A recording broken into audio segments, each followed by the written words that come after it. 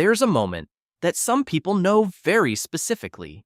You're in a conversation, an ordinary one, and something shifts. A micro-expression that crosses someone's face and is gone before it fully formed. A word chosen just a little too carefully. A silence that lands half a second too long. And you catch it, you notice, and then you look around and realize nobody else did. And for a moment, you genuinely wonder if you made the whole thing up. The room moves on. The conversation continues, and you're left holding something you can't put down. Turning it over, wondering whether what you saw was real or whether you've built a very elaborate habit of reading meaning into nothing. You didn't make it up. What's happening in those moments isn't overthinking. It isn't something you invented to feel interesting. There's a specific, well-researched reason. Some brains work this way, and most people who live inside one have never had it explained in a way that actually matched their experience. You know what the inside of this actually feels like. It's not just the noticing, it's everything that follows. The pause before you say what you saw. The quick calculation about whether mentioning it is worth what comes next. The confused look. The "I didn't notice anything." So you hold it, you tuck it away, you act like you didn't catch what you caught. And over time, something specific starts to happen. You've been right about things, small things, big things, the thing you said quietly to someone 2 weeks before everyone else saw it. And you've watched it not matter, watched accurate readings get filed under overthinking and dropped. And slowly, without anyone telling you to, you've learned to second-guess the signal. Not because it stopped working, because you learned through pure accumulated experience that accuracy and acknowledgment are not the same thing. Nothing is wrong with you. Here's what's actually happening. There's a concept in psychology called latent inhibition, the brain's capacity to screen out stimuli it has already decided are irrelevant. Your brain runs a filter, and, for most people, that filter runs hard. In 2003, psychologist Shelley Carson and colleagues at Harvard and the University of Toronto published a study in the Journal of Personality and Social Psychology. Their finding, decreased latent inhibition, letting more information through, is associated with increased creative achievement in high-functioning individuals. As co-author Jordan Peterson described it, creative individuals remain in contact with the extra information constantly streaming in from the environment. Other brains shut the same information out. The shift in someone's posture, the slight weirdness in how something was phrased. Most brains have already decided these don't matter. A brain running lower latent inhibition hasn't made that decision yet. Those details are still in the room.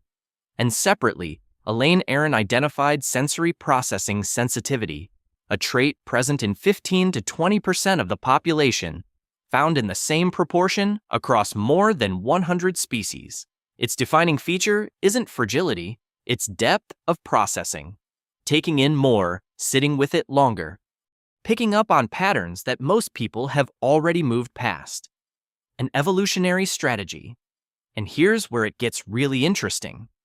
In 1999, psychologists Simons and Chabris ran a study. Participants watched a basketball video and counted passes. While focused on counting, a person in a full gorilla suit walked through the scene. About half the participants didn't notice. Not because they weren't paying attention, because when the brain locks onto a primary task, it actively suppresses everything that isn't directly relevant. The gorilla got classified as background noise. It stopped existing. This is called inattentional blindness. The more tightly focused your attention, the more invisible everything that isn't your focal point becomes.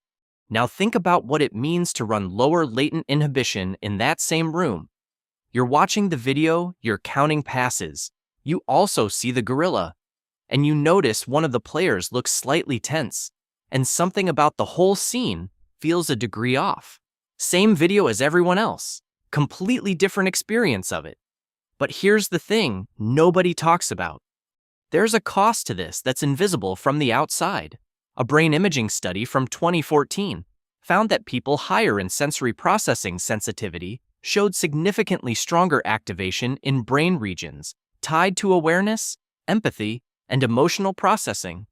The brain isn't misfiring, it's multitasking at a level most brains don't approach, which is why social situations can leave this kind of person exhausted in a way that's hard to explain. Other people are following the conversation. This person is tracking tone, timing, body language, what changed between 5 minutes ago and now, the tension between two people across the room, the thing that wasn't said but everybody felt, simultaneously with no way to turn it off. And now, here's the part that explains the second guessing. The doubt didn't develop because the perception stopped working. It developed because accurate perception and acknowledged perception are not the same thing. Years of reading a room correctly and watching it not translate. Years of saying the thing that felt obvious and watching it land in silence. Years of being right about something 3 weeks before anyone else said it, with no way to explain how you knew. That experience doesn't just pass through, it teaches. What it teaches, slowly, consistently, without anyone meaning for it to, is that your signal might not be trustworthy.